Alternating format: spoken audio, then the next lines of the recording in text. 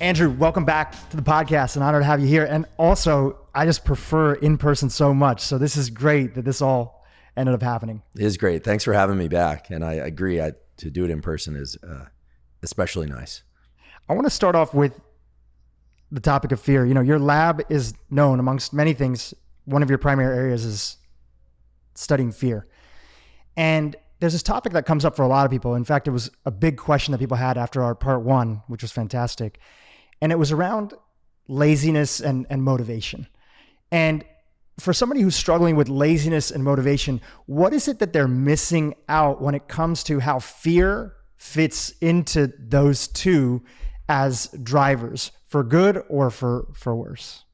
Yeah, it's an interesting question. You know, we don't often think about motivation and fear as in the same breath or the same sentence. We are accustomed to thinking about the fact that when we're afraid of something, you know, we can freeze up. But really, motivation and fear are in the same pathway. And believe it or not, they're in the same chemical pathway. So the only way to talk about motivation is to talk about the molecule dopamine. Dopamine is known for its feel-good properties. We think, oh, you know, a dopamine hit, or, you know, it feels so good, a rush of dopamine. But dopamine's main role in the brain and body is craving, motivation, and pursuit. Okay. And in the absence of dopamine, we don't feel motivated.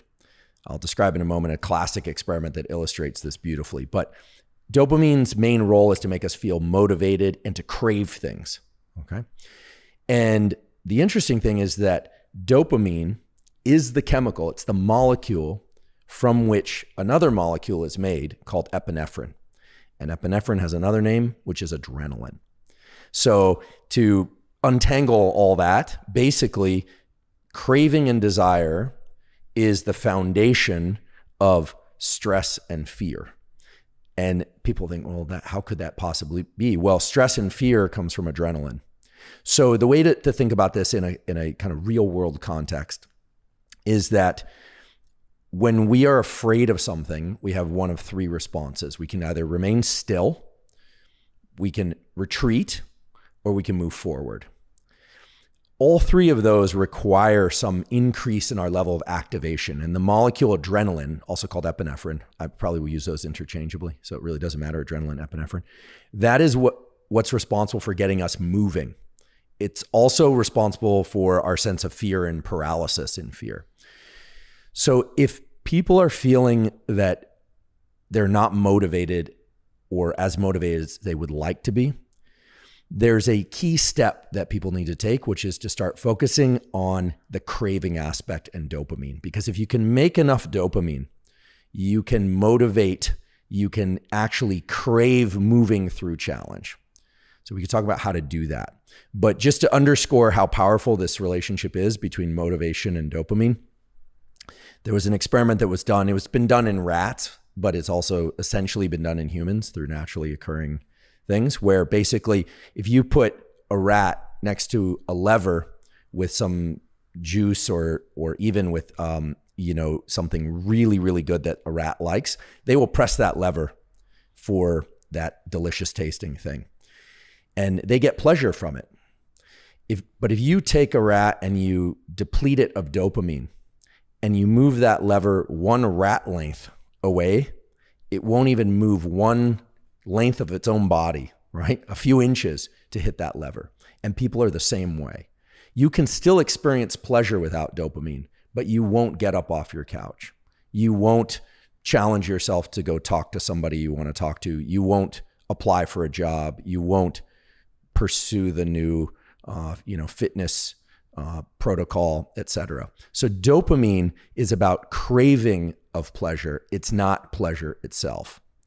And fear comes from this pathway, right? This pathway of dopamine into epinephrine. And the way to think about fear is it's just one other dimension of motivation. And we can talk more about that.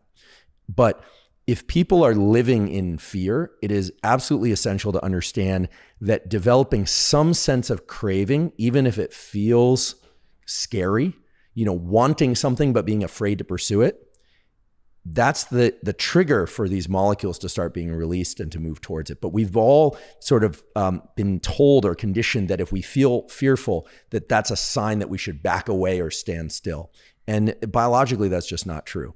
So if people are feeling paralyzed in fear, or they are feeling as if they, are unmotivated, it's absolutely essential that they identify some kernel, some little bit of something that draws them forward. And if they feel that agitation, the kind of elevated heart rate, the anxiety, a little bit of sweating, this kind of thing, just imagining that they want that thing, that's great. Those are the molecules that I'm talking about starting to kick into gear. But for some reason, most people start feeling those sensations and they start freezing up or backing away. I hope that was clear. It was definitely clear. So I guess the question is, do you think that fear is the primary driver for people who are feeling lazy and unmotivated?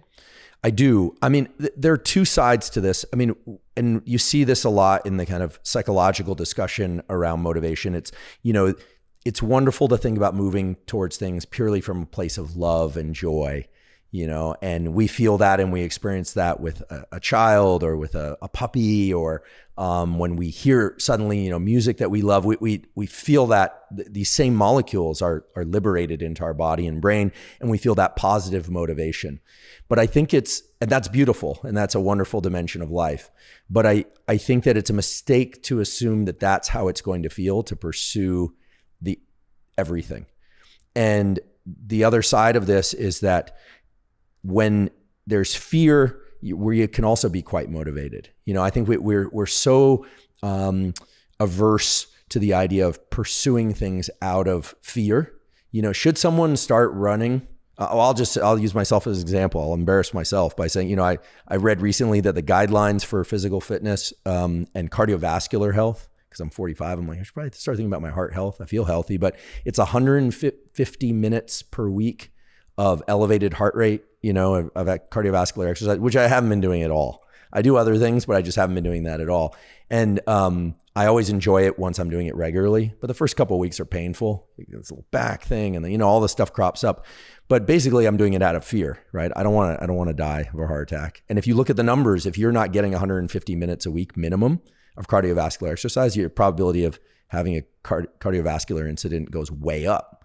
And you can pretend it's not going to happen because of your genetics, or you can do all sorts of, mental gymnastics. But the reality is that everyone should be getting that minimum, including me, and I wasn't. So fear is the motivator in that case. So fear is a terrific motivator. And I think that we're so afraid of things like adrenal burnout or chronic stress. And those things are problematic for many people.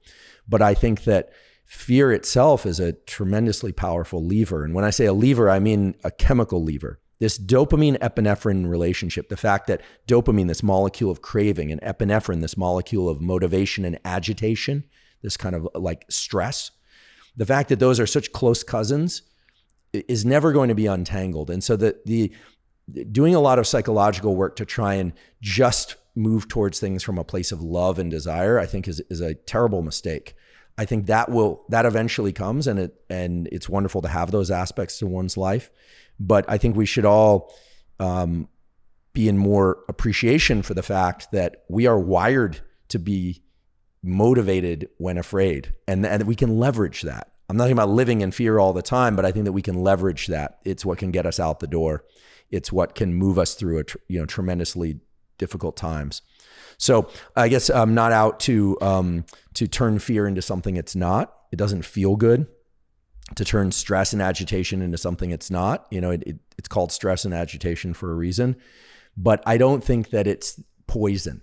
I think it's the way I like to think about it. Again, I'm calling it a lever because, a lever, you can really move things forward. And then once things are going forward, it's a whole different business. And we could talk about that as well. So it sounds like the distinction is kind of undirected fear, which is what a lot of people are going through. Just this undirected fear, their mind meandering, wandering, imagining worst case scenarios, but not really, to compare that to directed fear. Like you're really talking about, directing your fear, channeling it, maybe even, visualizing it. Would that be an opportunity? Would that be a practice that somebody could use to actually use their fuel as fear in their life? Yeah, that's use their fear as fuel in their life? Yeah, I do think fear can be fuel, and it's very powerful fuel. I think that I like the idea actually of using it as a visualization. I think that if you look at the trauma literature, one of the things that we know is that trauma has many different aspects to it, but one of the hallmarks of trauma is two things really. One is a confusion about who's responsible. This is often the case. The brain somehow gets confused about who was responsible for something terrible. Even though we know rationally that wasn't my fault, we still, it's like almost like the nervous system is trying to resolve something. And we get this kind of reverberation of all the terrible feelings. And the other thing that's been shown time and time again is that people really need to not hide from that experience. They need to be able to confront the memory of the experience or the person of the experience, or whatever it was. And of course that should be done in a clinical setting if it's something very severe. But, we've all probably, or at least in California, we've heard of, there's like love and kindness meditation where people will do a meditation specifically aimed towards cultivating a sense of gratitude, which is a beautiful and wonderful practice. It's actually associated with the liberation of a different molecule, serotonin, which makes us feel good about what we have. Serotonin is sort of the molecule satiety of feeling like we have enough in our immediate experience.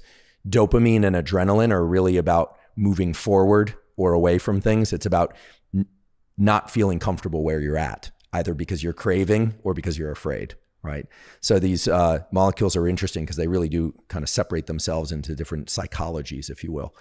So I could imagine taking on a practice where one sits down and focuses their mind on something that they want. So craving, this is not very Zen sounding, right? You're supposed to be separate from desires, but really focusing on something that you very much want or that you very much fear, but is in line with something that is probably good for you. And I imagine that meditation or focus or visualization would liberate these molecules. The brain, visualization is powerful, and the brain will make efforts to take a visualization and start creating the chemicals inside that mimic the real experience.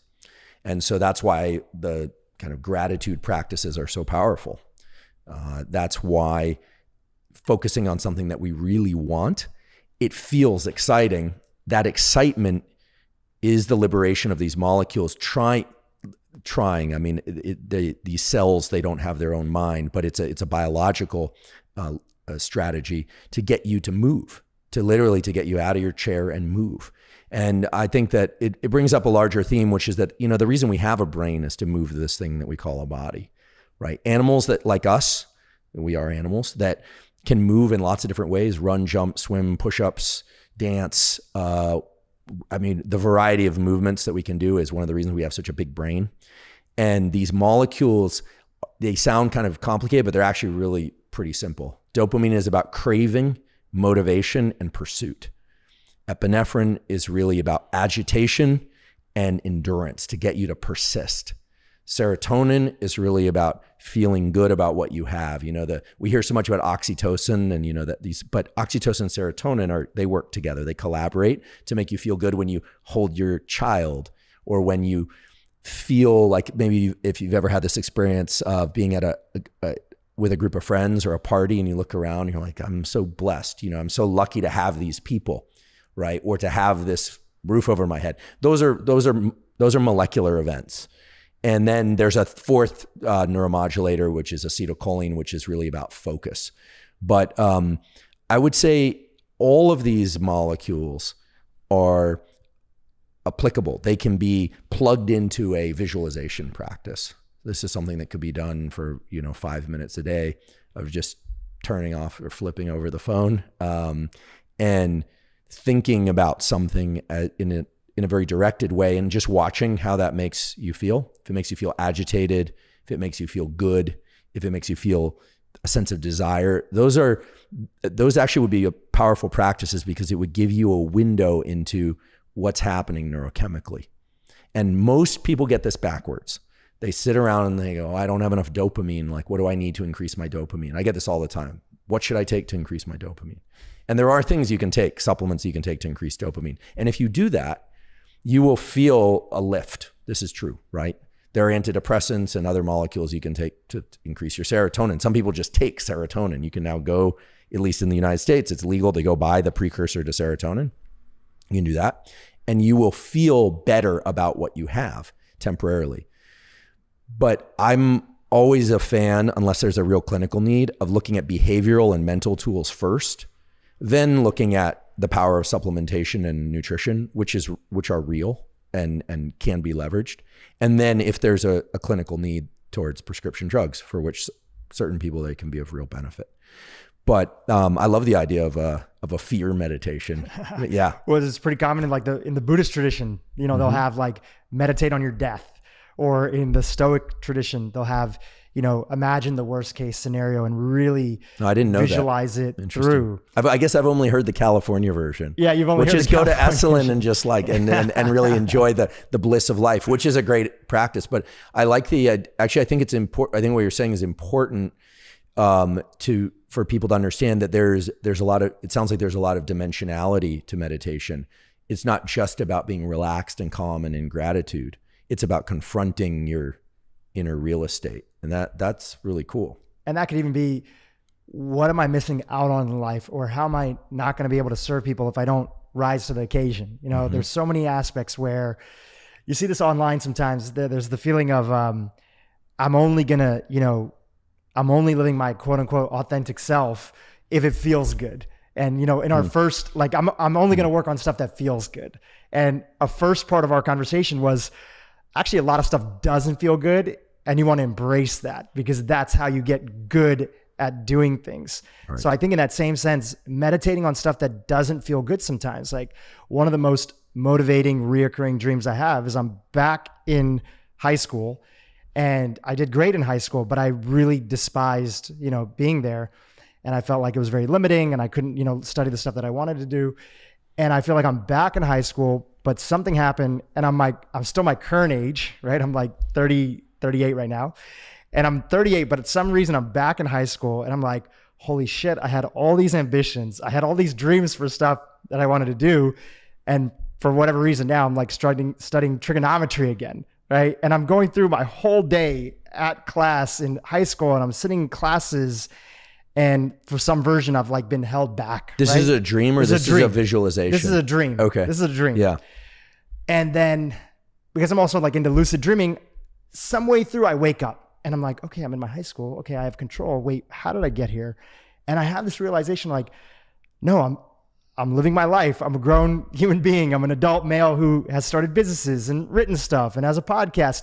And I feel so fired up that day because I just went through an entire visualization of being back in what my mind would deem to be a worst case scenario, which is being back in school, being held back for some sort of reason, and not being able to do all the stuff that I want to. And I feel energized the entire rest of the day when I actually get a chance to wake up. So just another example of me personally feeling like visualizing, or whether it's a dream, or meditating on your death, or meditating on what you would miss out on life if you can't rise to the occasion or take care of your health or be there for your family in the way that you want to, can be a big motivator for things. Yeah, it's interesting. The dreams, of course, for centuries, people have wondered about the significance of dreams, but it's very clear that in the early part of your night, your sleep and your dreaming is related mainly toward physical repair of the body and toward learning of motor skills. There's a predominance of what they call slow wave sleep, or non-REM sleep, non-rapid eye movement sleep. In the later half of the night, toward morning, you shift over to having more REM, rapid eye movement sleep. And there's a heavier emotional load to those dreams. This is well established. What's interesting is that something is written into our biology, into the genome of everybody, where these emotionally laden dreams in the second half of the night, they're happening, but the body is incapable of releasing adrenaline. We're also paralyzed during REM sleep. We're what's called atonic, or, we have atonia. We're completely paralyzed, probably so that we don't act out our dreams, although no one really knows. As I always say, I wasn't consulted at the design phase, and no one else I know was either. So anyone that tells you why something is the way it is should be a little bit suspect. But you have these dreams that are very emotionally intense, and yet you don't have adrenaline released into your system. And people who are deprived of that second half of the night dreams tend to have more emotionality during their day. Little things seem heavy. This seems to be a portion of our sleep that is a bit like trauma release therapy. In a lot of trauma release therapies, the idea, like EMDR or in just standard psychoanalysis and psychotherapy of various kinds, cognitive behavioral therapy, these are board certified, approved treatments, at least in the US and in other countries as well. It's all about recounting the event, but trying to uncouple the event from the negative emotion and the feeling of agitation. It's about really being able to get close, right up, in front of you, your face with the experience, and experiencing that, but being comfortable feeling it all without doing anything about it. And so in sleep, we experience this emotional fear. We have fear in our second half of the night dreams, but we can't do anything about it. So talk about, exposure therapy. We get that every night. Now, some people will wake up from those dreams and immediately the adrenaline system will kick on and it'll be, and you're just like, oh my goodness, that was so scary. That actually shows you have a healthy adrenaline system, that when you wake up, it's really immediately available. And a lot of people think, oh my God, that was such a dreadful dream or troubling dream. That was your brain trying to uncouple the emotionality of previous days' events and old events. And if you deprive people of that particular stage of sleep, they go through life feeling emotionally weighed down by their previous experiences. If you've ever been sleep deprived, the littlest things can seem heavy. You get 2 nights good sleep or 3 nights good sleep, the whole world looks different. It just looks better. It feels better. And so I find it fascinating. I didn't know we were going to go down this path because we started off by talking about, using fear as a tool to move through things and work through things and be motivated.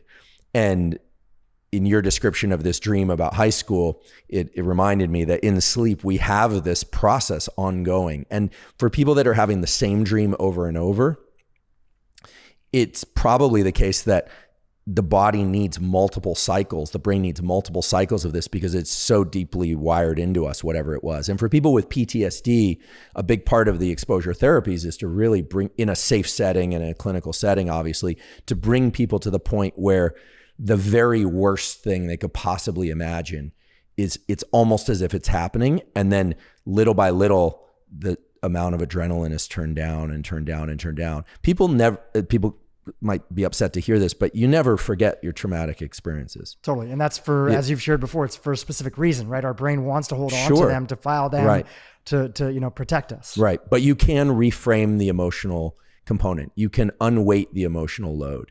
And this is why I think that sleep is so foundational. The great work of Matt Walker and the Stanford folks at the Stanford Sleep Clinic, and many others, of course, there are many great sleep scientists out there, have really unpacked this incredible period of our life we call sleep. What has not happened yet, and what is something that's very important to me and my lab's mission and many other labs also, is we need a taxonomy, a naming system for waking states. For sleep, we have REM and slow wave sleep. We know what the early night is for. We know what the second half of the night is for. We go through our waking life talking about things like happiness, sadness, depression, stress, anxiety, and fear, but it's all pretty vague. And I think one of the exciting things that's going to happen in the next 10 years or so, hopefully sooner, is that we're really going to start to understand what is creative work, what is focus, what is conversation, what is bonding, and really understand those things at a biological and psychological level, to the point where we can also, I don't really like the word hack, but that we will be able to pull apart the different components and really understand, maybe we should, I'm making this up, so please don't take this as a recommendation, but maybe we should all be focused on activities that increase our acetylcholine early in the day, and then we should gradually be turning that off. We all hear don't drink caffeine past 4 p.m., it messes with your sleep. Well, maybe there are things that we should be doing, for our waking states. And so one of the things that excites me now is that because of the unfortunate events of 2020, most people now are tuned into the fact that they have a brain and a body. They're very much connected, that we're all subject to stress, that we're all grappling with things and challenged. And I feel like the universality, is that a word? Yeah, I think so. I think so. Maybe I didn't get it. Someone always writes to me as like, corrects my speech at some point. Or the universality of our nervous system has really been presented to us. That things like resilience and motivation and trauma and fear, everybody struggles with these things. Everybody. And anyone who seems like they don't, or anyone that pretends like they don't, has got a different neurologic issue that we can talk about in a different episode. And I think really one of the big things that you've been trying to bring to that space as a whole is, I think we've been doing a good job of, when I say we, I mean America primarily and other, westernized countries, of putting more attention that these things are there. We don't have to hide, everybody's going through some version of it. So the answer is often, we need to increase access to mental health, right? It kind of goes about that far. And anybody who's seen what happened with the pandemic knows that our system is fragile. It's been fragile even before. There's not enough practitioners for everybody who needs mental health access. Insurance, at least in America, is a big issue.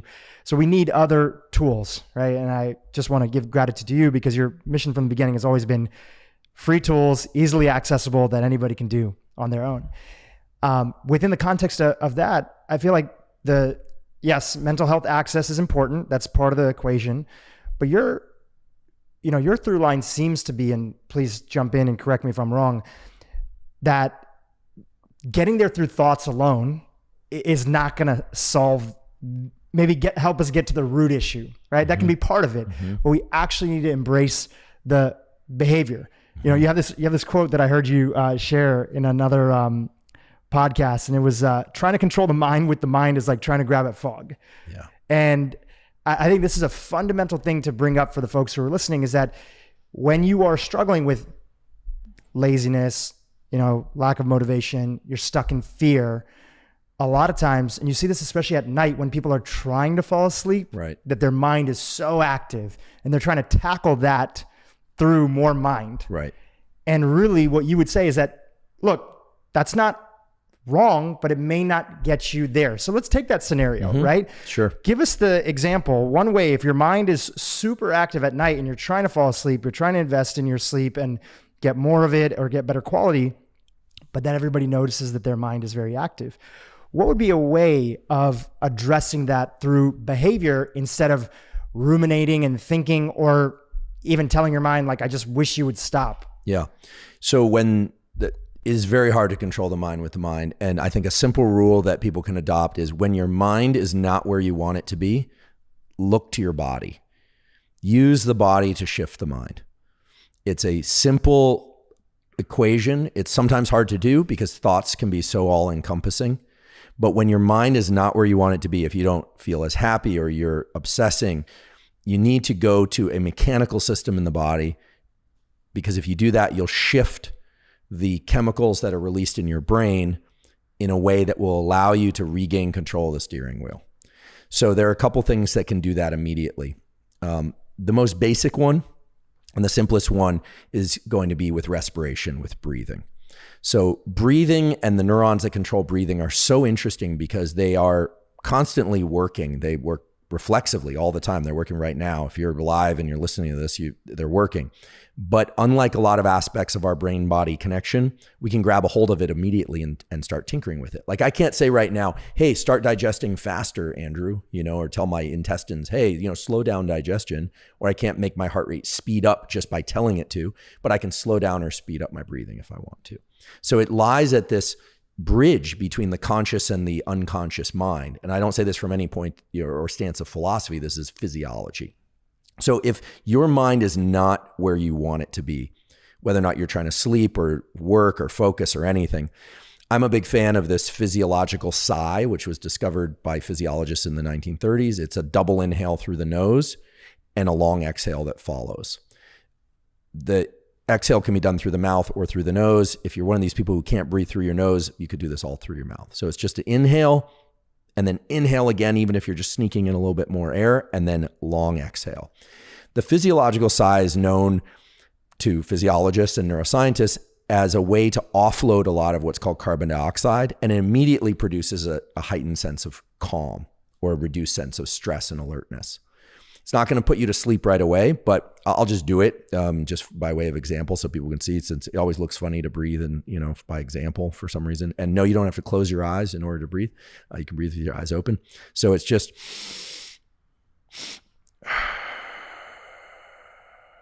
right? So it's inhale, inhale, long exhale. This physiological sigh is known to reinflate these little sacs in the lungs, called the alveoli of the lungs. And then when you exhale, it offloads a lot of carbon dioxide, and that immediately reduces your levels of stress. Now, why am I recommending this? Well, if your mind is churning on something, maybe you're just obsessing, maybe you're not really stressed, maybe you're sad. But when you use respiration to kind of wedge in between your conscious and unconscious life, suddenly you realize that using something that's purely mechanical, your lungs, air, carbon dioxide, your mind shifts as well. And there are a lot of studies now, the best of which I think have been done by Jack Feldman, who's a professor at UCLA, who's worked his entire career basically on the physiology of breathing and the mind. The brain shifts, our states of mind shift, the chemistry of the brain starts to shift. But this physiological sigh is more about grabbing a hold of the steering wheel again. That's what it's really about. And then it's about what you do next. So if you're having a hard time falling asleep, there are a couple things you can do. One is to do exhale emphasized breathing and not try to fall asleep. Just focus on doing big inhales but even longer exhales. Doesn't matter if it's through the nose or the mouth. Extended exhales tend to shift the body into more what we call parasympathetic states, more relaxed states. Parasympathetic is just fancy language for the system of the body that controls calmness. It promotes calmness. Think of it like a brake, okay? There are two ways to slow down a car. One is to come off the accelerator. The other is to push on the brake. So long exhales are like pushing on the brake. Okay, now it's expected and it's totally normal that the brain will continue to ruminate if you're having trouble sleeping. After you've done that, and really what I just described probably takes about 5 to 30 seconds. I'm not talking about an extended breathwork protocol, just a physiological sigh to remind yourself, oh wait, I'm in control of this system that seems to be going off the rails on its own, or that I can't seem to control. The extended exhales tend to bring more calm to the system. I'm a big fan of using a tool to shift the body into sleep or sleep-like states. Insomnia is terrible. People trying to sleep when they can't is absolutely maddening. Better to try and encourage the body to relax in general and see if you can fall asleep later, not try and force yourself into sleep. So the two practices that work best for this is one goes by the Yoga Nidra. Many people have probably heard of. You mentioned it last time. Yeah. By the way, can I interject about Sure. Yoga Nidra? I don't know if you and your team have looked at it, but if you look at some of the top Yoga Nidra videos and you go down to the comments, like some of the first comments are, Andrew Huberman brought me here. And then other people replying back and saying, yep, I'm here for the same reason. So the word's getting out there and a lot of people are watching these YouTube videos. Oh, that's very gratifying to hear. Yeah, I have no business relationship to Yoga Nidra. It has been developed, centuries before I was even born. It means yoga sleep. You just lie down, you listen to one of these scripts. They're available on YouTube as free, totally cost-free. They tend to walk you through a set of visualizations and a set of breathing protocols that essentially turn the mind off. All right. This is it essentially accomplishes what a couple stiff alcoholic drinks will do, which will also turn off your forebrain. The problem is it has other issues that go with it. And many people who use alcohol to try and calm down have a rebound increase in anxiety. I can always spot anxious people and people that have chronic anxiety by the way that they drink and the way that they need a drink. Anyone tells me I need a drink, I know they're not good at regulating their nervous system. I'm not saying that in a disparaging way, but it says to me, it's somebody that it's sort of like saying, I need an Uber driver. I'm like, you don't really know how to drive, or like it's if you need one, right? If you need a chauffeur, right? It's nice to have one sometimes, sure. Right? But if you need one, there's a problem, right? So Yoga Nidra is a wonderful practice. The other thing that's wonderful and that now there's a lot of good data on is hypnosis. So one of the things I've become increasingly interested in is hypnosis because I have a collaborator by the name of David Spiegel. He's an MD PhD. He's our associate chair of psychiatry at Stanford. And he's used hypnosis to great effect for smoking cessation, pain management. Breast cancer outcomes are greatly improved by the sorts of hypnosis he's done with his patients. and for sleep and other things. And there's a wonderful resource that I'm happy to point people to. It's a free resource, which is an app for Android and Apple called Reverie, Reveri. You can go to reverie.com, download that. It's a hypnosis app where you can hear David's voice. He has a very hypnotic voice. And he walks you through, you can pick a hypnosis for sleep or for pain management. They've even got some now to improve focus for work. Hypnosis is a very interesting practice because it incorporates a lot of the same things we've been talking about, a shift in breathing, it involves a lot of stuff with the eyes, which is my lab's interest. And when you talk about why they have you look up and try and close your eyes and all this stuff, that's not magician stuff. It's not sorcery. It has to do with the relationship between the eyes and the so-called autonomic nervous system. In any case, hypnosis is a wonderful tool because it shifts the brain and body very quickly into desired states of focus, states of relaxation, states of reduced craving, etc. And a lot of people are afraid of hypnosis. I wish it had a different name because clinical hypnosis is nothing like stage hypnosis. You are in control. It's about you shifting over what's called the default mode network, this kind of the idle, a transmission that's screwed up. Well, if you get in your car and you turn it on, all of a sudden it's redlining, just standing still, that the RPMs are way up, then there's a problem with the transmission. The hypnosis is really about adjusting that idle level, bringing about a sense of focus and a sense of control over your nervous system. So I would say yoga nidra, first physiological side, that should be people's anchor point. Just pull back into the control over your nervous system and your mind. Once you've done that, you can tell yourself, because you have, that you've intervened with what felt like something that was out of your control, your thoughts.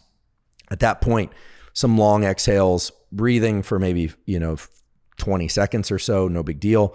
And then I would reach to either a yoga nidra script or a hypnosis script. And of course, there are things that people can take. Drinking too much caffeine late in the day can make it hard to fall asleep. I personally, and this is just me, if I don't have enough starchy carbohydrates late in the day, I have a hard time falling asleep because they are precursors to tryptophan and serotonin. So I'm not a big, some people on very low carbohydrate diets struggle to fall asleep. So I push my carbohydrates toward later in the day, for instance. And then there are supplements that many people find beneficial. I'm personally not a big fan of melatonin because people tend to take far too much of it relative to the normal physiological levels. And it has some other issues. But things like magnesium biglycinate or magnesium threonate, theanine, apigenin, which is chamomile tea. But if you don't want to do the supplement thing, and I fully respect if people are averse to that, pills and that sort of thing, chamomile tea is great. It has something called apigenin, which turns on, for you aficionados out there, it turns on a chloride channel system in the forebrain. It basically helps shut down thinking to go to sleep. It mellows you out. That's a real effect. And so there are a number of things that people can do. And sleeping is a skill. You get good at it. Do you need blackout curtains? Well, some people have thin eyelids. Some people have thick eyelids. I have thin eyelids. I mean, light goes on even with my eyes closed and it like wakes me up. Some people, no problem. So sleep masks, blackout curtains. I don't think people should become obsessive about sleep. What you want to do is develop some sleep practices. And the core ones are recognizing early in the evening that you're shifting towards sleep and starting to prepare for it the same way you would prepare for school or work or a workout, and not thinking that you can just go and then have a perfect night's sleep. And, so those are the things. Always behaviors first. Then, in my opinion, then look to nutrition supplementation. And then if someone has a real clinical need, and they should see a sleep specialist. And there are drugs that will help people sleep. But I think the vast majority of people that are taking prescription drugs to sleep don't need them, or put differently, could achieve different, if not better effects doing other things. Well said. We didn't chat at all about sort of origin story for you last time when you were on the podcast. We went right into things. And I have a question that kind of relates a little bit to your origin story, which I had a chance to prepare and listen to a little bit before this podcast. So you were talking about the body as one of the vehicles to focus the mind. Now, I know you've shared in the past that you grew up in a household and I won't go into everything, but at one point in time, you know, parents split and the household was a little bit unstructured. Yeah. Right? You kind of like, there was no structure. There was no structure. There was no one there. There was no one there. Like the truth is there was no one there. And I love my parents, and they did, you know, an amazing job under trying circumstances, doing the best they could with what they had. But yeah, there were periods of time in which I was completely feral, which was fun and scary. And, you know, and if nothing else taught me that, you know, I have some internal resources I can always rely on. Totally. Yeah. And so I want to talk about a little bit of that internal resources. You know, from what I understand, school is like, there was not really a lot of interest. I think you eventually got kicked out of high school. I had to leave 2 high schools. Yeah, I did graduate eventually. Yep. You know, thank you, Rhoda Ashley. I mean, there were other students that helped me learn. Like there were a few, I just mentioned somebody who like would sit with me and like help me try and understand my homework just enough I was a dreadful student. This is not look, high school students work hard. It's so much easier to leverage your plasticity early in life. You have this gift of plasticity, use it. You definitely do not want to try and come back from the back of the pack. You know, it's no fun being the caboose. Yeah, you know? It's tough. And not everybody ends up making it through. Statistically, you know, people who are in the back of the pack tend to stay there and life becomes tougher and stereotypes against them and stuff. But again, going to this idea of working through the body to kind of focus the mind, it sounds like from what I've read from your story, there's a couple sort of key moments. You started seeing a therapist, and that therapist was, I think, the one who gave you the book by Jon Kabat-Zinn. And I want to come back to that in a second. But another one was, it seems like there was, I don't know if it was the same guy or somebody else that really got you into fitness, right? Fitness, working out. And that seems to have been, from the way that I was understanding your story, one of the things that got you to start to focus in and channel a little bit of this energy that was there. Is that an accurate way to? It's very accurate. Yeah, the guy's name was Bob Peters. He was a absolute hulk of a human being. He was he was our football coach. I didn't play football. I was a pretty skinny I was a pretty skinny kid. I was a real skinny kid, skateboarder. I was fragile. I kept breaking my bones, this kind of thing. So I initially went to him because I wanted to get stronger. I couldn't do a pull-up. I was just weak. And also I was interested in a girl, and like I heard her previous boyfriend to play football or something. I think it was that kind of like high school, you know, young male insecurity thing. I was like, so I started doing my sit-ups and my push-ups and things like that. And, you know, he taught me that basically the body has this amazing response system that if you give it the proper stimulus, it will respond. And I think, so I started doing some weight training and running. For me, at first, it was running cross country, and then I started weight training. And those two things really taught me that there wasn't always a direct and linear relationship between effort and reward, effort and outcome. But with physical fitness, it's about as good as it gets, right? It's very hard. I could sympathize with a student who's, you know, getting grades in school, and you don't really see how that's setting you up for something later. And if you're somebody who's challenged in academics, it can be very hard to think, you know, why should I even fight for a C+? Why should I just, you know, absolutely destroy myself for an A- on this subject that I have no interest in? And the reason to do it is because you're training the mind to learn. And yes, you're developing skills, but you're really training the mind to learn. And I don't think that has to be done in the context of academics, although I do believe that cultivating the mind and the body is good. And I wish I'd done more of it when I was younger. But what Bob Peters taught me was that if I was consistent with my training, that my body would respond. And it did. You know, over time, I got stronger, and I learned how to take care of my body. I learned how to push myself through pain.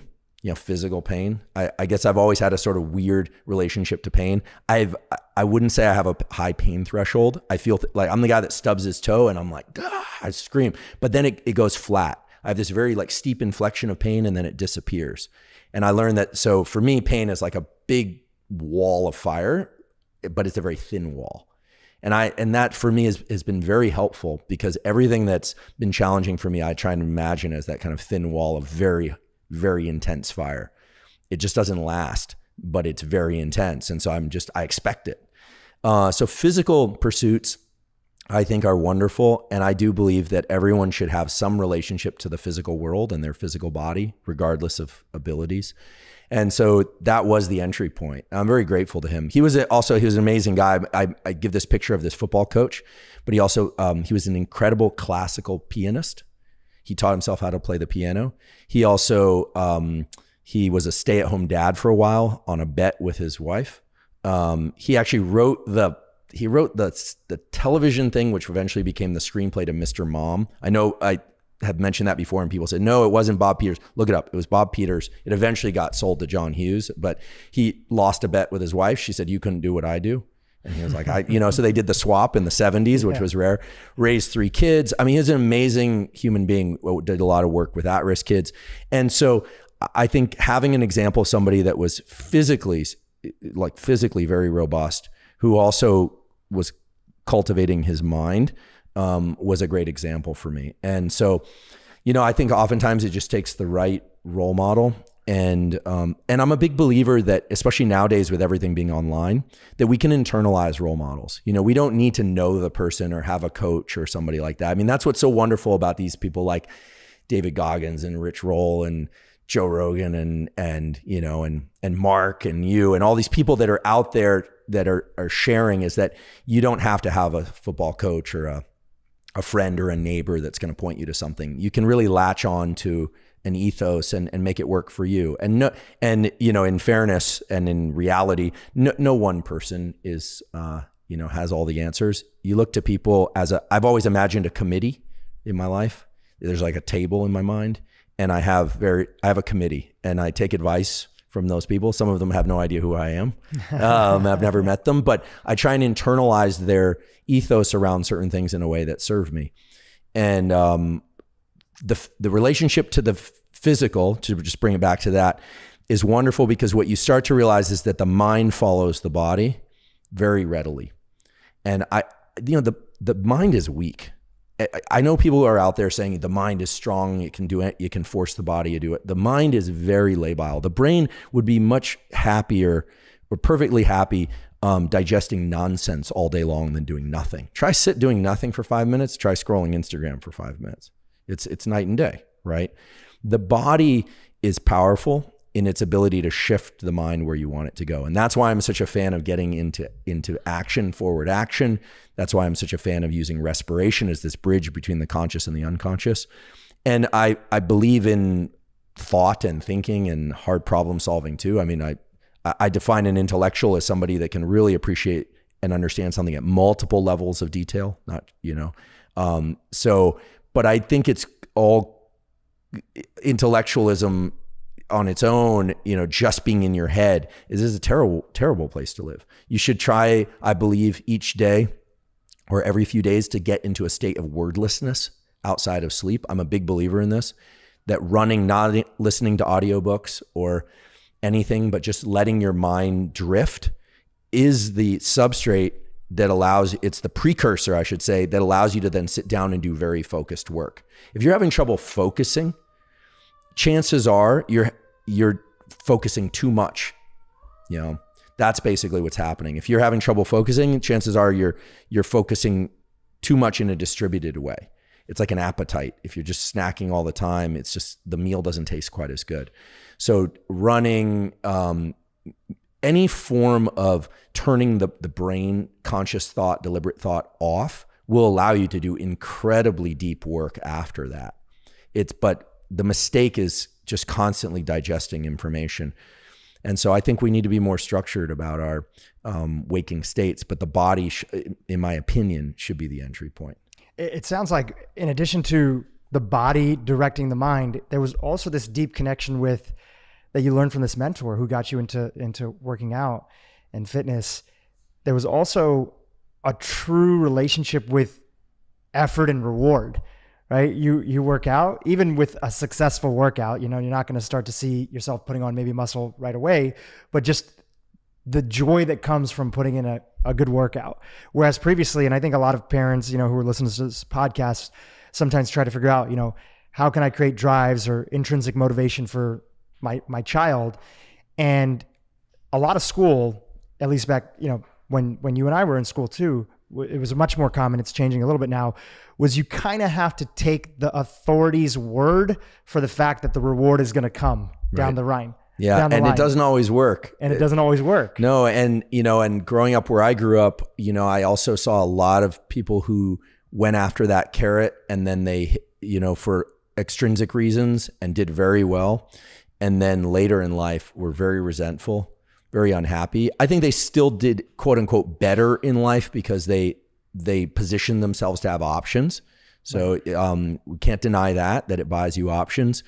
I guess I'm revealing some of my kind of hokey little secrets here, but for me, they've been very powerful. So I have a whiteboard in my gym at home, and but I used to just keep this in my notebook in the days when I went to places to work out. So I write down before every workout, I write, enjoy training hard. Because I had another mentor later while I was in college who he said, he didn't say enjoy your training. He said, enjoy training hard. So I've developed this relationship where I just love training hard. I love the feeling of failure. I actually really like failed repetitions. I like failing. I like finding out where I'm limited because I know that that's the road to the next segment of progress. And so do you think that came from like early skateboard culture, doing tricks and trying it and knowing that you expect that you're going to fall? Did that come then or did that come later on in life?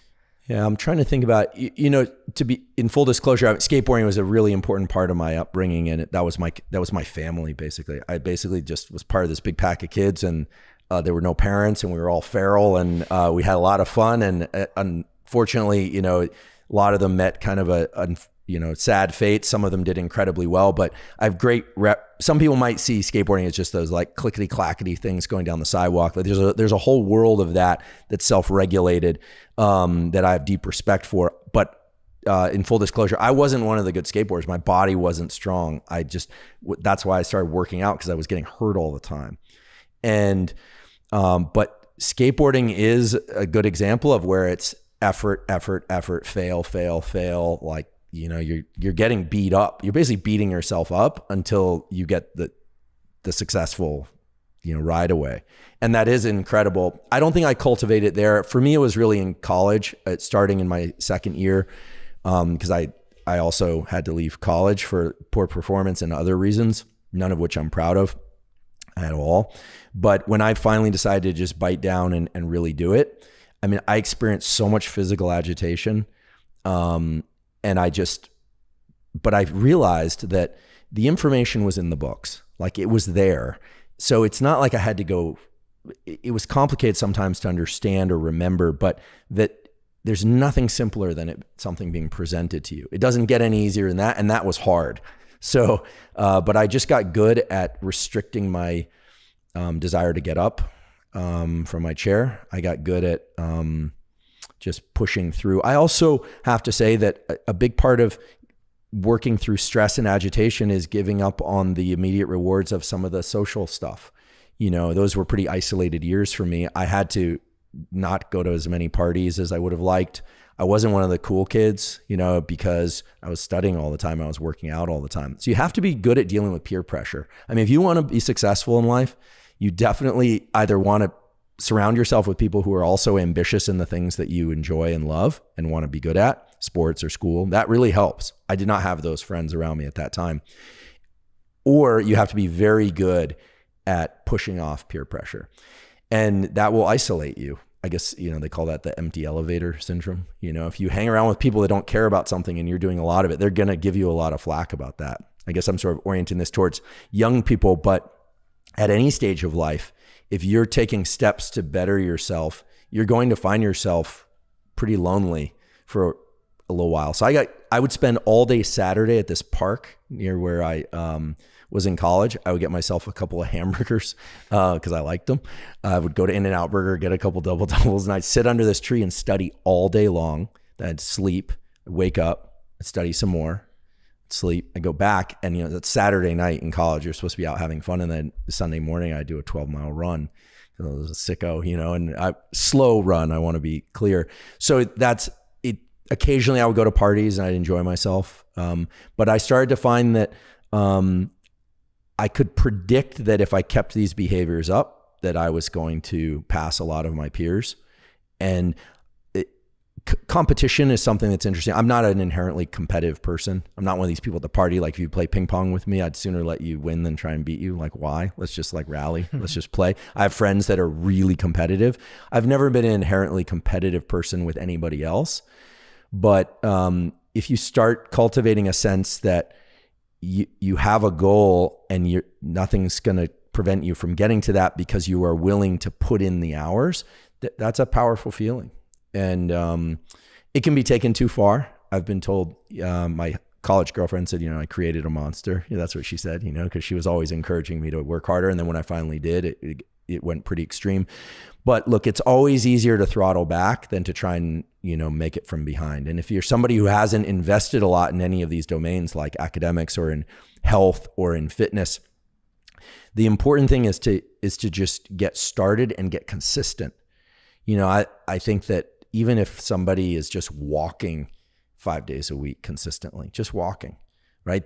It's the consistency is what pays off. And I think it pays off for a different reason than we think. Sometimes we want to see the physical or the financial results right away, but I think a big part of it is that you're training your nervous system. We have these things called central pattern generators.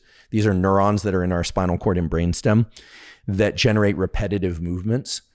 And the brain loves to load central pattern generators with work because then the mind can think about other things. And so a lot of the challenge of studying or taking on a fitness program or something like that, it's because it requires so much deliberate forebrain activity. Do I drink the coffee then? Do I do it then? Do I do workout at this time? Do I study this? Am I doing it right? All that constant rumination, right? But once you just if you just decide I'm going to do it regularly, that's a non-negotiable part. Then a lot of that gets handed over to central pattern generators and it frees up a lot of energy. It frees up neural energy and it frees up your ability to think about other things while you walk, if that's what you want to do. I want to just highlight something you said, because I think this is going to be a big aha moment for people, is that, we're constantly seeking freedom in our life, but actually you can get structure is one of the best ways to create that freedom. Think about it, you make the joke and say that you guys are a bunch of feral animals. You had all the freedom in the world. You could do anything at that time, but that wasn't necessarily getting you maybe the results that you wanted. And through creating structure, there was another type of freedom that you opened up in life. And I think that in anything that people want to pursue, health, focus, as we talked about a bunch in your last podcast episode, a business goal, whatever you want to do, what does that structure look like that you can bring to your world? And not only to create results, but to open up freedom into not having to think about it in a way. Yeah. No, absolutely. And to this day, I struggle with structure, especially as more, if people out there think that the moment you start achieving some success, that things are going to get easier, it gets worse. There are more opportunities and therefore your structure gets disrupted. More email, more texts come in, more amazing possible relationships and places to eat and things to do. It actually starts to undermine the whole process if you're not careful. And that's coming from somebody who, I'm fortunate to not have substance abuse tendencies and things of that sort. But I still I have a list, and now I make it every day, because when I just put it next to me and I didn't write it out, it didn't work. But it literally starts dog walk number 1, get sun. I mean, really basic stuff. I mean, I basically have to handhold myself in the same way that I talk about protocols on podcasts and that we're talking about here. I talk to myself that way as well. Get sunlight. Then I do a 90-minute work block, which means I use the program Freedom on the computer. No internet, no phone. I turn off the phone. I put it in my car. Sometimes it's really bad. I mean, the phone it's such a pull. Ask me for some code to get into something, and then I think I need the phone. Next thing I'm doing something else. So 90-minute work block. But what's beautiful is that the nervous system, and I don't know the underlying basis of this, but the nervous system has this feature to it where when we take the chaos of choice and we restrict ourselves to one of those choices, you get a neurochemical payoff. And it comes in the form of dopamine and acetylcholine. Acetylcholine is really about a spotlight of focus. And here I want, in fairness, I'm a big fan. I've been reading a lot of Cal Newport's work, Deep Work, A World Without Email. I've never met him, but I love his books. And he talks, some people call it flow, but what, and people are familiar with flow, being engaged in an activity that's challenging. But there's something about activities that are forced restriction to one particular focus, right? So I'm going to write for 90 minutes, or I'm going to think for 90 minutes, or I'm just going to walk the dog. I live in an area now where I don't get reception on my dog walks. And at first it was excruciating. I love it now. It's like I just walk the dog. And there's mornings where I have a bulldog. He does not like to walk. So I'm like, I got to get back, and I'm frustrated. And I know, and it's hilarious, right? Because I notice myself and the way that my tripwire to agitation is so slight. I'm like one of these people, I can just, in a second, I'm aggravated because it's not happening as quickly. And so I've learned to make the whole walk a process of me just like recognizing these features of myself. And my bulldog Costello just plods along. He could care less, right? So the walk is only about walking the dog. And the email, if it's email, is only about checking email, right? And there's something valuable to this. And I think the brain loves this when we give it this. And the brain, unfortunately, is also happy to just take a smorgasbord of pseudo-random thoughts and actions all day, every day. But there's something so deeply satisfying about focus. And I think we could all benefit from doing more of that. It's just so hard to do. And I'm not an anti-phone guy. I'm from Silicon Valley. I use the phone. I'm addicted to my phone. I admit it. I'm addicted to my phone. But I'm trying really hard to cultivate a different relationship to it. Because I think that now that it's 2021, I think looking back, phones, we've had them for about 10 years. There are so many examples of ways in which they erode our best relationship to life. So many ways that I don't think we should get rid of them, but I think we really need to start being conscious of the ways in which they are eroding our productivity, our creativity, our relationships. And I don't have any obvious answers to this. I just have tools that I use and that I've found to be of benefit. But I think in the next 5 years, we are going to see a shift toward people really moving away from phones in as much as we use them now.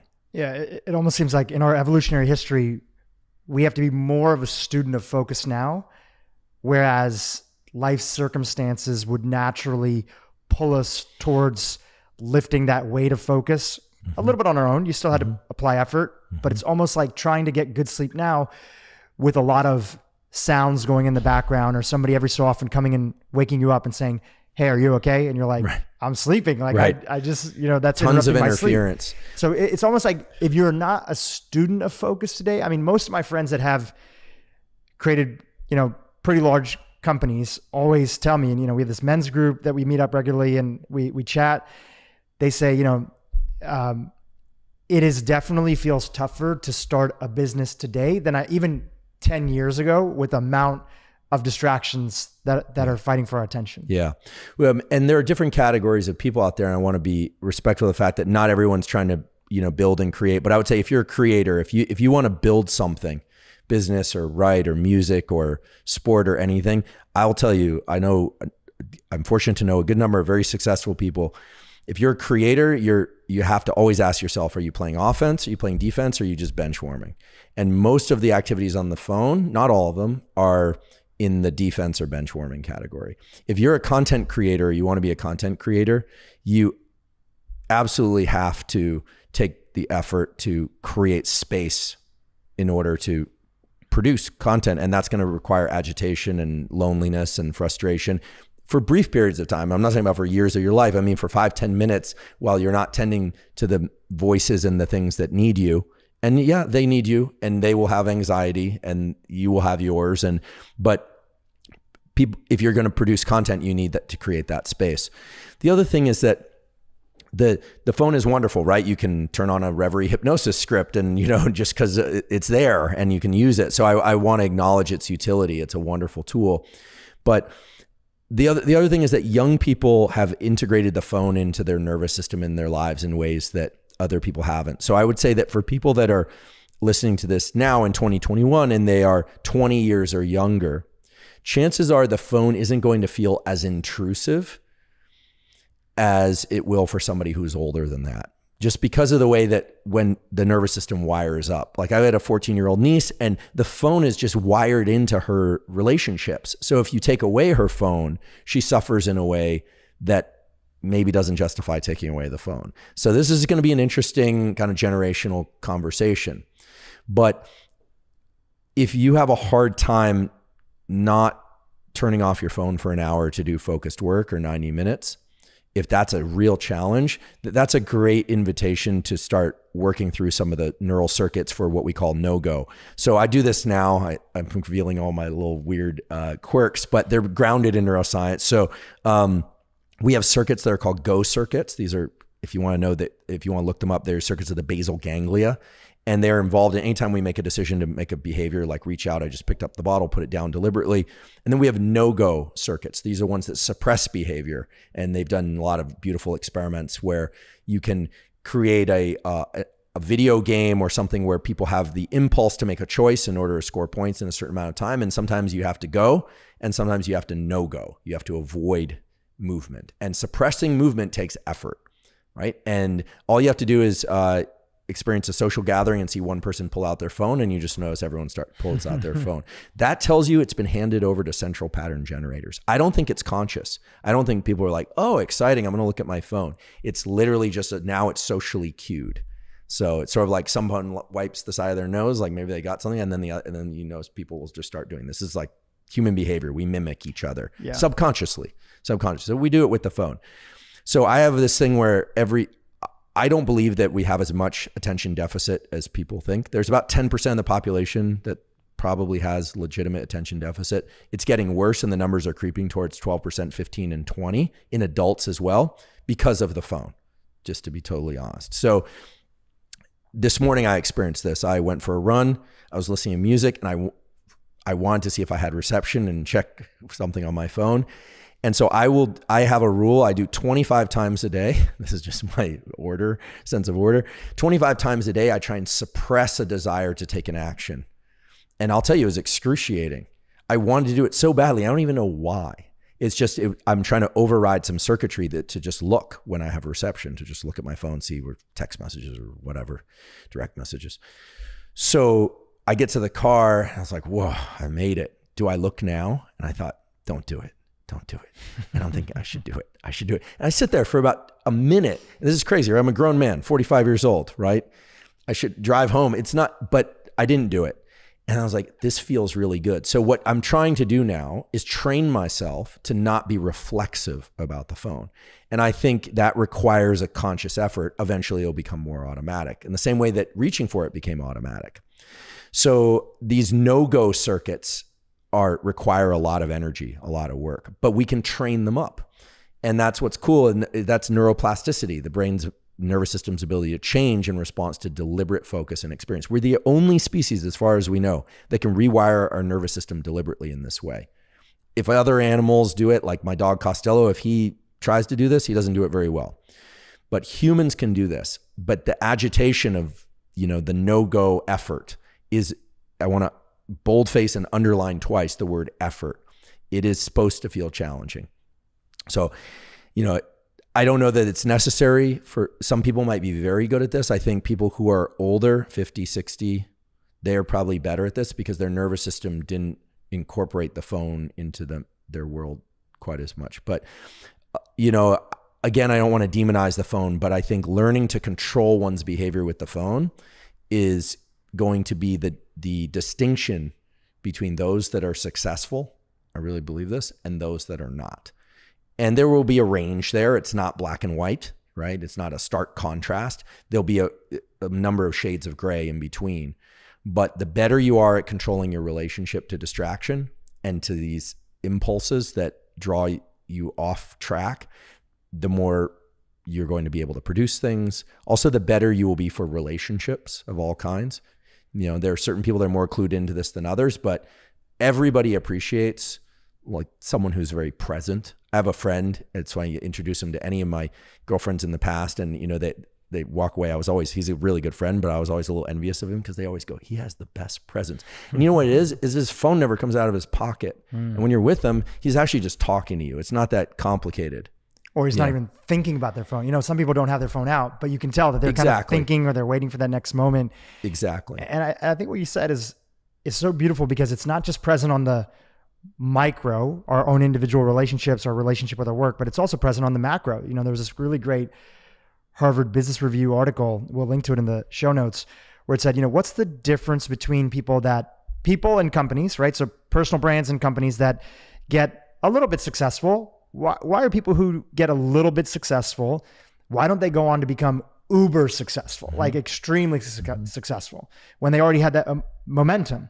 And a big part of it for both people and organizations, so anybody who's running teams, is distractions. As you get more successful, as you mentioned earlier, more opportunities come, more reasons to not focus. As a human level in our relationships, but also as a company level, you take on every opportunity instead of doing what got you there in the first place, which was doubling down on that focus. Right. So whether you run a team, whether this is in your household, whether it's just your own mind, for your relationships, for your own mental health, focus is deeply linked with your own sense of contentment, joy, and success, however you define it. Right. I absolutely agree. Cal, I'm still not through it all the way, but Cal Newport's book, A World Without Email, talks about this. I think he uses the phrase hyperactive hive mind in companies. This was adopted in the last 20 years or so, where it just seems like the more is better mentality, more interactions being better. And it's been shown, and he gives data to support this, that over and over again, the ability to just drop into focused work or work in small teams. You know, I'm very blessed now. You know, my podcast team is a wonderful group of 4 people, more or less. Having a small team is really beneficial. If you look in military special operations, they're very aware of limiting team size in terms of, operators that work in groups of, 4 to 6 to 8. You can do incredible outsized things when a small group like that. When things get too big, it just wicks out, and that's also when problems start arising. That's when people start making mistakes. Oversight is one source of that. Fatigue is another.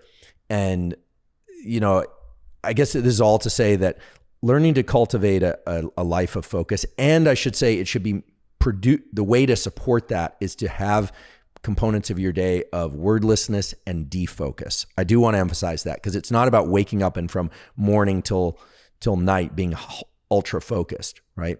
I don't do the make my bed first thing. I admit it. I sometimes like it happens midday. Okay. All right. I wouldn't make it in the military, but we knew that already anyway. So it's about being in recognition of where you're at and focused and dropping in deeply for certain portions of the day. But I also have a deliberate decompress time of my day, right? I take 30 minutes a day and I either take a nap or I do a yoga nidra or I just let my mind go. But that does mean not mindless scrolling, although I do some mindless scrolling too. I allow myself that. But having periods of the day where you let the mind defocus and just kind of drift in the same way that your mind drifts a bit during sleep, that is what allows you to focus. So it very intensely afterward or on a consistent basis. So it's not about being a total animal from morning till night and then just expecting to switch off the thinking and go right to sleep. It's about, for me, there are really 2 90-minute blocks, one early in the day and one later in the day, where I commit to doing really focused work twice a day. And I have to fight tooth and nail to create the space for those and to make sure it happens. And and I fail a lot, if something gets in the way and I don't do that, I just try and get back on track as quickly as possible. I don't bring my phone. I put my phone on airplane mode when I'm training and doing any kind of physical work now, because it's just too distracting. I want to go back to something you shared earlier, which was this idea of a committee. You have these people in your life, whether you know them and some people you don't know, that are kind of, Seth Godin sometimes says, like, you don't always need a mentor, but you can have heroes in your life, right? People that you look up to. Who would be some other people that are on that committee of yours? People that you kind of like look to, even if you don't know them personally, for guidance, inspiration or a reminder of sort of that intrinsic quality inside of you that you see in them. Mm-hmm. Yeah. So someone I keep in mind a lot is my graduate advisor, a woman by the name of Barbara Chapman. She's an excellent scientist. She passed away, unfortunately, too young, breast cancer, 50. But I think about Barbara a lot because her relationship to work was really special. She really understood what it was to be what we call a serious scientist. There's a phrase that scientists use, like, are they a serious scientist? Which is really about trying to seek truth. There's always an element of getting the paper published, getting the grant funded, packaging things in a way that's digestible. That's an important and vital part of the scientific process, of any process really. But she had this way in which she held the pursuit of facts, of truth, as holy above everything else. So I definitely keep Barbara in mind, because there is a way in which we can start to delude ourselves into thinking, that our ideas are strong when, have we really thought through all the alternatives here? Have we really done that? But also just the purity of it, just to, in a life of inquiry or of any kind, just to really try and get close to why I started doing it. I started doing science because I was curious about how we work in the mind and body. It was just genuine curiosity. And so I keep her in mind a lot. I keep, I have a good friend, Pat Dossett, who was in the SEAL teams and then got out, and he and Blake Mykoski, who started Tom's Shoes, right? Had this company Made For that I'm on the advisory for. And Pat, I think of a lot. I'm fortunate to have him as a close friend, because the way he does the little things is really impressive. He's always 5 minutes early, always 5 minutes early. I struggle with punctuality. He's always 5 minutes early. He also is very good about the presence thing, like about what he's doing. He's also very good. He's probably always 5 minutes early because he always leaves when he needs to leave. This is something I actually learned from him. When it's time to go, you just say, thanks, I'm out. None of the long trailing goodbyes. That's which is something I'm guilty of. But also I really appreciate his ethics, and he's somebody who thinks very deeply about why one started something and staying on that. So those two, and of course there are so many amazing examples out there of impressive people, but they're the ones I think about a lot lately in terms of really trying to stay close to the central chord of why I'm here and what I'm trying to do, which is trying to discover and share knowledge in ways that are useful to people. I'd be remiss. I'm sort of laughing in advance of this. I'm chuckling, but I think about my bulldog Costello way too much. I talk about him all the time now on my podcast and other podcasts, but I think about him a lot and the way he approaches life, because dogs are incredible, because you see tremendous variation in one species, dogs, of different temperaments and body sizes and behaviors.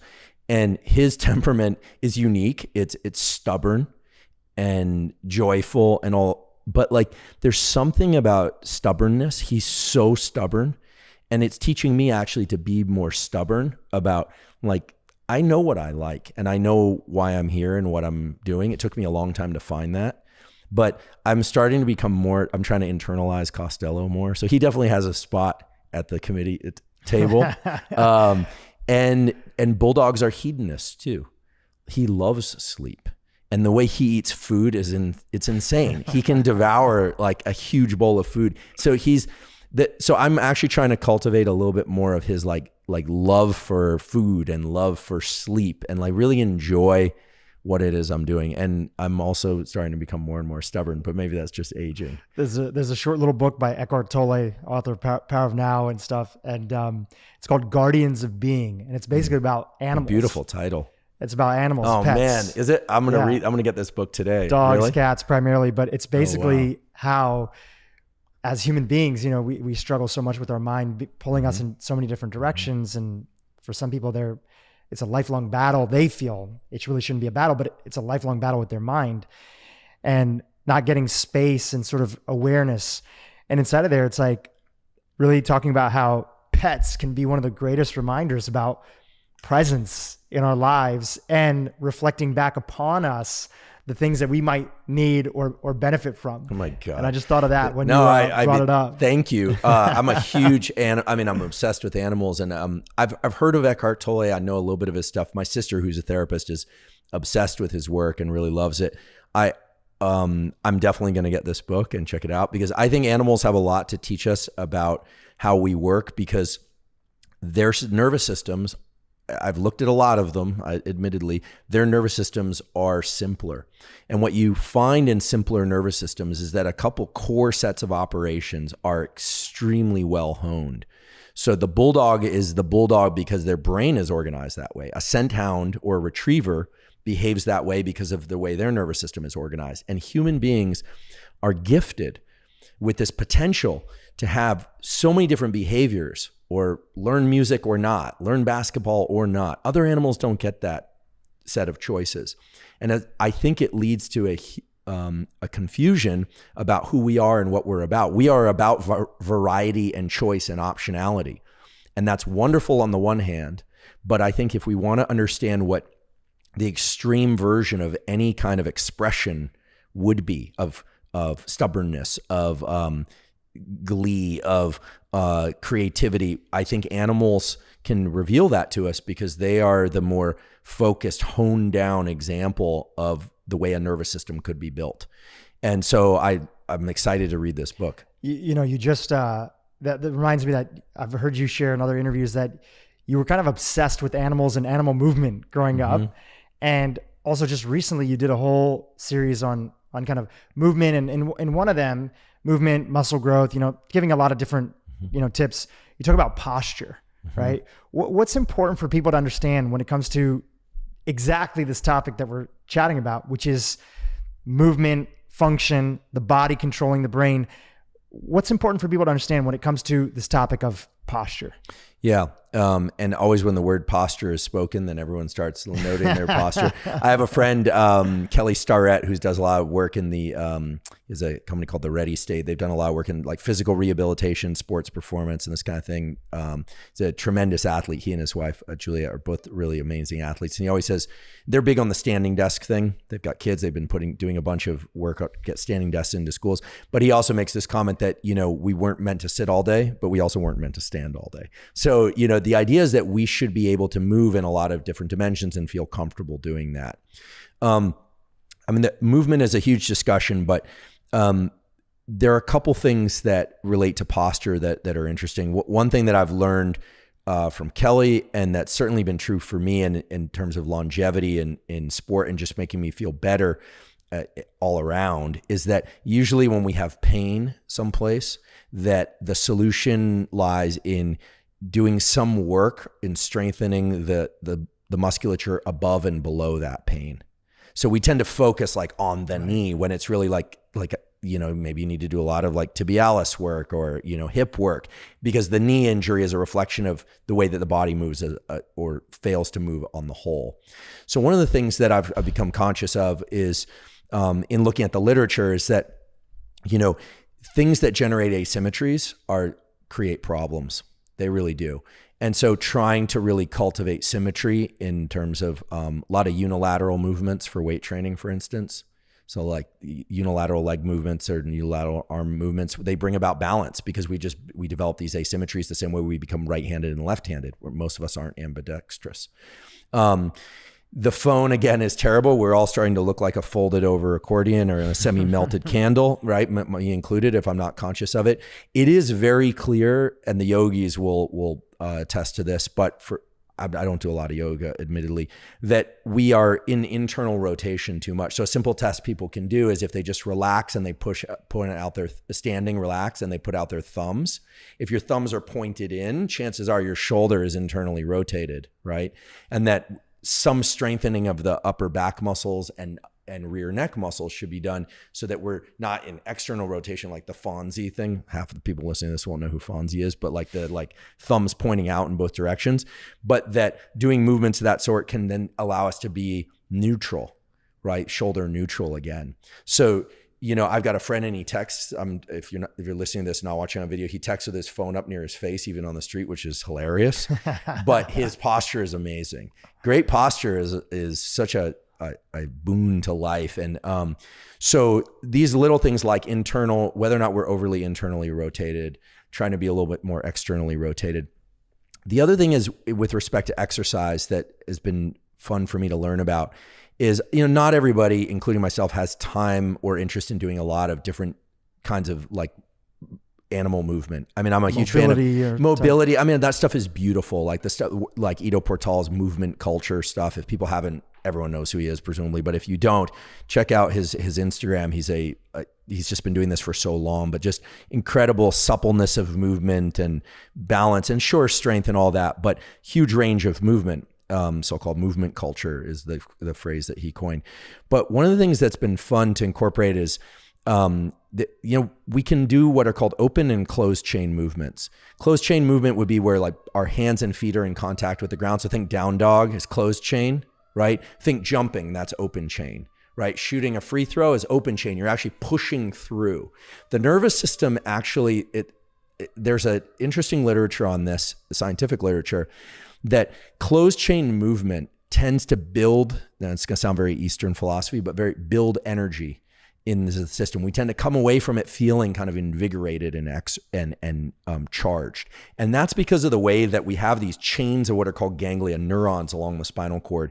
And when we engage in movement that's closed chain, where we're in contact with things at both sides, the way they fire is kind of in sequence. And when we come away from that movement or those types of movements, we tend to feel kind of like energized, kind of like jacked up, and like we have energy. Whereas jumping movements or throwing movements, like if you were to physically throw a medicine ball, or you were to, some people can do this, don't hurt yourself folks, but like you do a chin up, but you actually blast through the chin up and let go of the bar for a second. Those are incredibly taxing, but they are very good for dumping excess energy. So a lot of people are stressed and then they're going to work out, but they're coming out of the workouts with more energy, neural energy, than they went in. And when I say neural energy, just so in case there's some neuroscientists out there, I don't want you to think I've, completely lost my mind. What I'm talking about is what you're creating is a potential for the nerve cells to fire, like a readiness to fire. So things like martial arts they cultivate these practices, both open chain and closed chain, kind of intuitively. And there's a practice, a lot of like exhale, emphasize breathing on ballistic movements, like that's actually expelling energy, which is a wonderful thing if you tend to carry too much stress. Whereas going and just lifting weights, closed chain movements, barbell curls, bench presses and thing, you're actually creating more tension in the neural readiness in the system. Does that make sense? Absolutely makes sense. So this is kind of I rather than get too scientific about this, it would take hours. What I think was kind of fun for people perhaps to explore is the extent to which different kinds of movements, like with continuous tension, will kind of create energy. So you can come out of those workouts feeling really focused and like energized.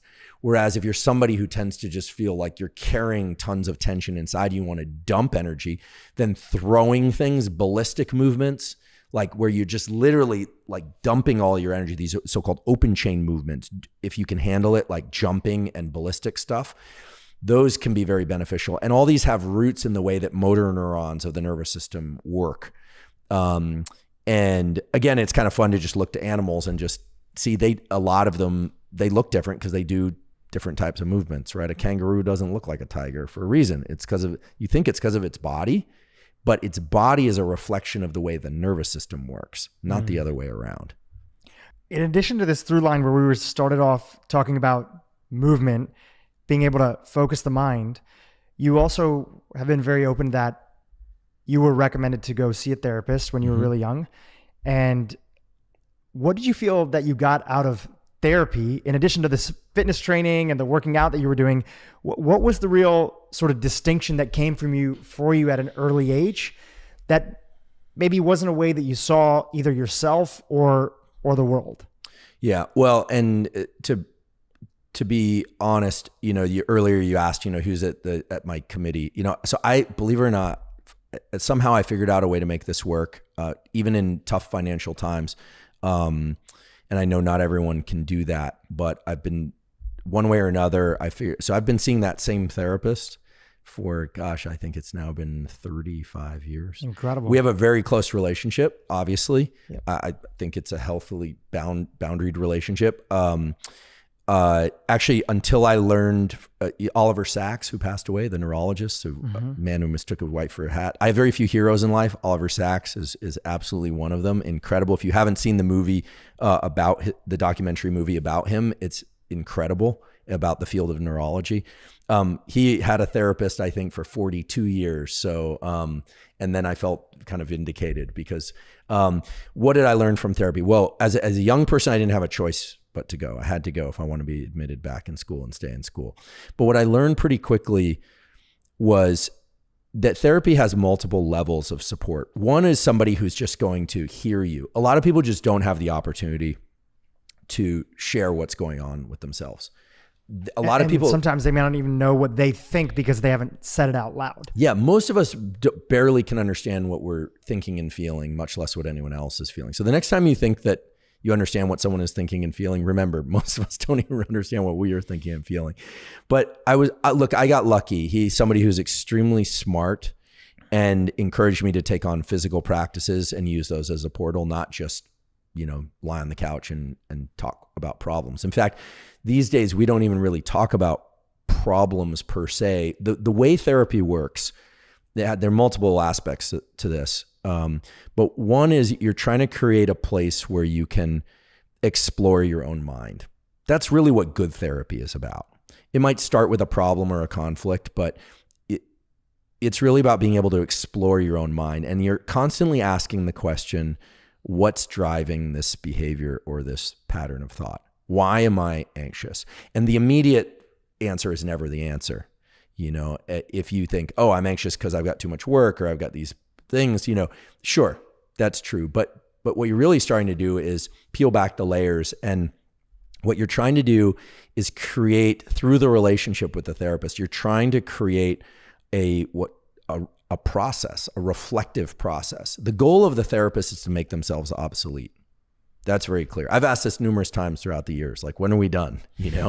And we're done when we know we're done because I was told, because you internalize a reflective process, an ability to see a problem or see a circumstance and take a stance of, where am I in this situation? Where are they? And to start parsing out the pieces. And it sounds very abstract, and some people might just think, like, this is terrible. When I feel stressed, I go for a run. And I agree. I think an exploration of thinking of the mind is not for everybody. I do think that somatic therapies are now becoming more and more popular because many people just think, like, why would I want to talk about a problem? It just makes the problem worse. It heightens my focus on the problem. I absolutely agree. I just personally have found great depth of experience in realizing how crazy my mind is and how it will come up with these theories about why I feel a certain way, and how through a reflective process, I can now, certainly not in the past, but now I can sort of get distance from things very quickly. And I think that can only come about through really being able to sit with your thinking, sit with your feelings. And sure, over the years, there have been events in my life that have, where it was like crisis management, for sure. It's like, how are we going to manage this personal crisis?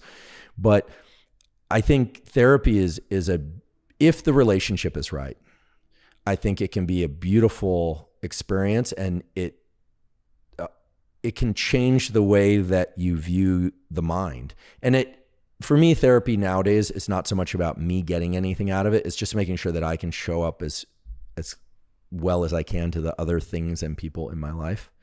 But, and for people that can't, fortunately, therapy has become more accepted and more, hopefully more affordable. But for people that can't afford therapy, there is a version of this that's going to sound ridiculously simple, but being able to journal in full honesty with oneself is very powerful.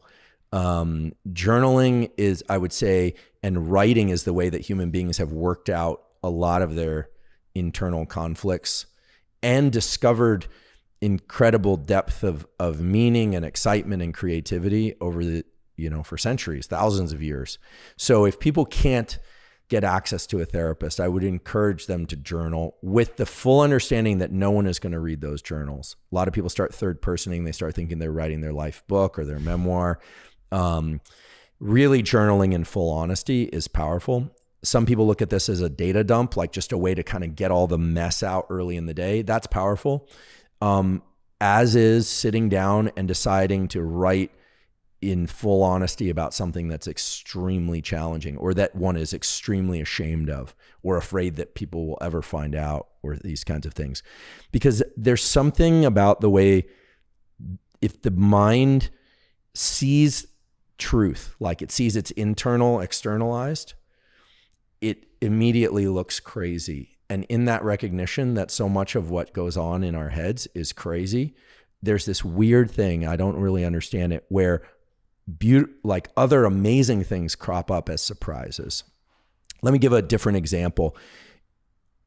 Nowadays, the words gaslighting comes up a lot. People are like, you're gaslighting. I'm very averse to people using clinical terms in the context of,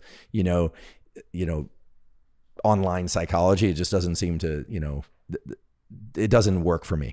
But the reality is that most people, when they feel something they don't want to feel, they use what's called evacuative projection. They try and project it out. They try and evacuate the feeling. This is something that, so learning to just be able to sit with that, and journaling is one way to do that.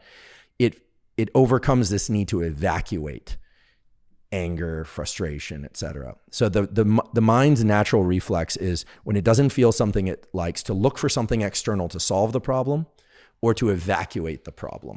Right, and you've talked about how that can create like even dopamine inside of the brain. Yeah, so some people are just projecting it out. Projection is a good one. And the simplest example of projection is physical aggression. I'm angry with you, I come over and hit you. I've evacuated the feeling, right? Right.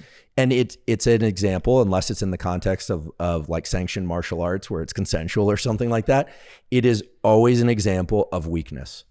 Always. Well, unless it's warfare or something like that, where there's a purpose, right? The military or whatever it is, but where there's a contract of people in battle. So we started off talking about sort of like the therapy model, but journaling and learning to deliberately evacuate thoughts and feelings onto paper. There's something about the way that the mind recognizes its own self, because you're basically taking your mind and you're putting it to paper. When you read and hear those words, when you see that happening, it has this amazing ability to untangle what seems like a mess. And so, I feel like it's important that people understand that there doesn't need to be another person there. Although if it's the right person, that can be a real accelerator to the whole process. Right. If you can afford it, amazing. And there's a lot of really great, more accessible options that are there. But even journaling, just finding some outlet to get a sense of where is my mind. Andrew, this has been great. I feel like a great part 2. We could easily be going. I feel like we just got started. We had a nice little chit chat before we were recording.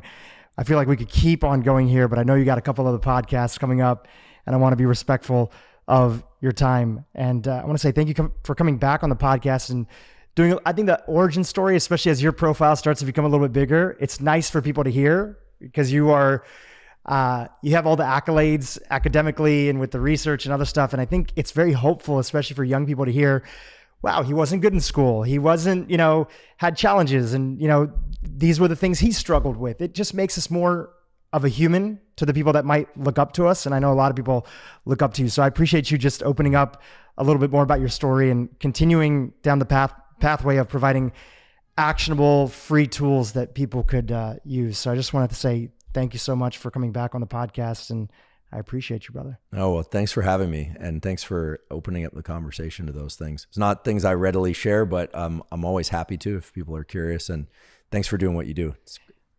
Just so people have it, since the last time that you came on, you launched a podcast. It's doing fantastic. I always see it in the top 10 up there. And can we give it a little shout out and where people can continue to find you through that podcast as well as the social media channels? Sure. Yeah. So the podcast is Hoberman Lab, for lack of a better name, Hoberman Lab podcast. And that's on all the standard platforms. You can find it on we do a YouTube version of it and Apple, Spotify, etc. And then I have an Instagram where I teach neuroscience and neuroscience related themes, and that's also Huberman Lab. And sometimes those are little short tidbits, 15 seconds. Sometimes they're minute long, sometimes they're 5 minutes long. And they're designed to be accessible to anybody, so you don't need any scientific background. It's really just focused on neuroscience related themes and tools, things that people can use in various contexts, physical, mental, etc. And a lot of good animal videos too. And some animal videos. And my bulldog Costello makes the occasional cameo. He's a cute dog. Well, thank you again, brother. Really appreciate you coming back. Thank you. Hey, YouTube, if you liked this interview, you're going to love this one, all on the topic of hacking your circadian biology for better sleep, losing weight, and better focus. If you ever had the experience of being very, very busy and then you stop and you finally rest and then you get sick, that's because when your nervous system is activated and is in